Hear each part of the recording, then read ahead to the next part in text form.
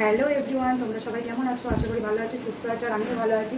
তো আজকে হচ্ছে রথযাত্রা, তো সবাইকে জানাই রথযাত্রার অনেক অনেক শুভেচ্ছা, অনেক ভালোবাসা। তো এই দেখো আমার কোলে আছে দুপু সোনা।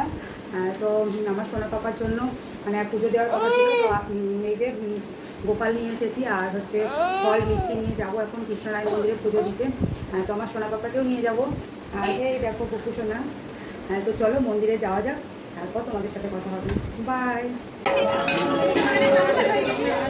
কি রে, কেমন আছিস?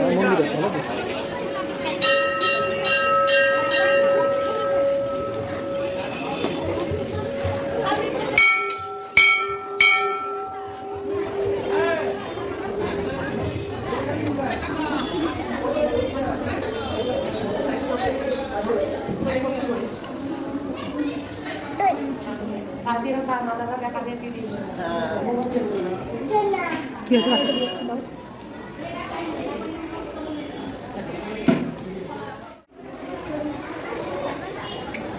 রায়না বাবু?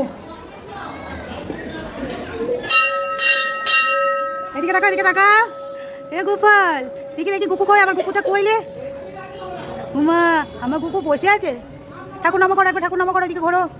শোনো, ঠাকুর নম করো, একটু নম করো, নম করো, নম করো, নম করো।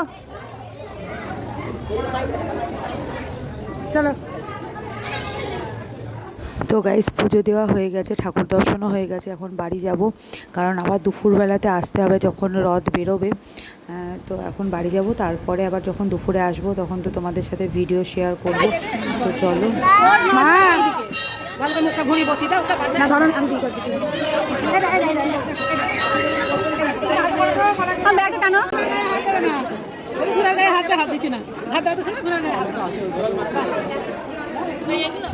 তো গাইস, দুপুরে বাড়ি যাওয়ার পরে তো বাবুকে স্নান করিয়ে খাইয়ে ঘুম পাড়িয়ে আস্তে আস্তে দেখো দেরি হয়ে গেছে আবার।